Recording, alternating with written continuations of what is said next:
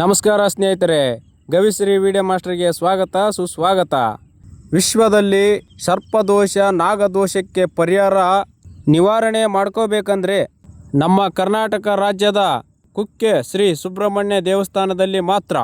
ಉದಾಹರಣೆಗೆ ಬೇರೆ ಬೇರೆ ರಾಜ್ಯಗಳಿಂದ ಭಾರತದ ಶ್ರೇಷ್ಠ ಆಟಗಾರ ಸಚಿನ್ ತೆಂಡೂಲ್ಕರ್ ಮತ್ತು ಬಾಲಿವುಡ್ ನಟರಾಗಿರ್ತಕ್ಕಂಥ ಅಮಿತಾಬ್ ಬಚ್ಚನ್ ಅವರು ಈ ದೇವಸ್ಥಾನಕ್ಕೆ ಬಂದು ಭೇಟಿ ನೀಡಿ ಶ್ರೀ ಕುಕ್ಕೆ ಸುಬ್ರಹ್ಮಣ್ಯ ಸ್ವಾಮಿಯ ದರ್ಶನ ಪಡೆದು ಹೋಗಿದ್ದಾರೆ.